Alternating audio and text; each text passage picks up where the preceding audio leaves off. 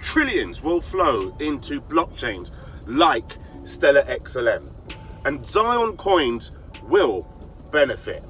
But how am I deriving at this? What are the drivers of this market? Well, for that, we need to understand the fundamentals of the matter.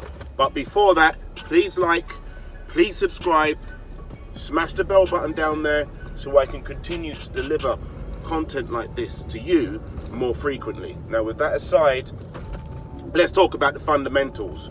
What is going on? Well, if you've been hiding under a rock, then you'll find out that actually the Bank of England did a U-turn on quantitative easing because the dollar, the basket of currencies like the BIXI, like the XE, the AXI, the JAXI, had been in fact tanking. And with that, the DXY was rising, the US dollar basket of currencies was rising higher at a parabolic rate. And therefore, when you think about that, things are less affordable for other countries to purchase from the USA. In any case, quantitative easing was taken on by the BOE, the Chancellor of Exchequer, the UK government, in agreement with this turning around, this U-turn of money printing. So how has that affected Stellar XLM? How will it affect Stellar XLM? Well, if the Bank of England continue their plans or continue to print money, which is bad for the UK economy, because all that's going to do is incite inflation, but if they continue with this, we could see the US BIXI move down. We could see the 10-year yield, US 10-year yield, move down. And in fact, that's what we've seen. It's actually moved down by first 30 basis points since that point. So how is it affecting Stellar XLM? Well, if the 10-year yield is coming down, if the DXY is coming down, we will be seeing higher prices for commodities, for stocks, and for cryptos like Stellar XLM. This is what we can bank on. And certainly there are technical analysts out there that can confirm this on the charts. With that said, what will need to happen is the US government, the Federal Reserve, will need to follow suit with the ECB, with Japan, with Australia. They all need to continue to print to try and keep us out of recession, to try and keep us out from a depression. That's the problem here. But the backlash of that is inflation. And if you don't know, we've been looking at the stats, we've been looking at the charts, and looking at the CPI data and seeing the average cost of goods are at an all-time high. They've never been so higher. In the USA, in the UK here, it is just off the scale. So what we need to understand is where Stellar XLM price action could be going. And it seems with a turn of these events, one by one, these G7 nations deciding, you know what, we're in trouble here. Recession is not at our doorstep, it's here. And if we don't act,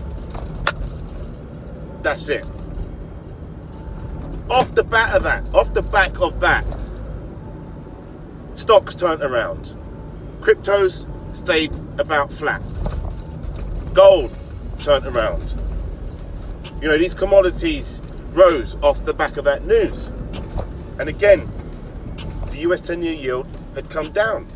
And it needs to come down in order to keep recession away, in order for the economy to start moving again, because the more and more people realize that they have to pay extra for things, the less they're going to want to purchase. Because we have winter just around the corner. It's almost here now. It's almost here, and really fuel prices are still really relatively high, which means people aren't going to be able to afford so much. They're going to be able to afford less. So that alone could push G7 nations, or keep G7 nations in a recession. And what Ray Dalio likes to call it, not so much recession, because you'll have this period of negative GDP, but you'll have a period of, it might be up 0.6% and then fall 0.6%, but it's still under that 1%. So is that a recession? Well, the definition of GDP growth is, so it's not in a recession, is that it's not in negative figures, right? But if you wanted to redefine it, I guess, or if the actual definition is that any growth, even if it is negative, means that you're not in a recession, if that's the actual definition, then let's look at that, for example. If we've continuously got this up 0.5%, down 0.5%, up 0.6%, down 0.7%, and staying in the 0 negative percentage basis points, right? If we're there, you could call that stagflation. That could continue for decades. Stagflation is something that can continue, that's something that is real, that can happen for decades. And so, with having said that,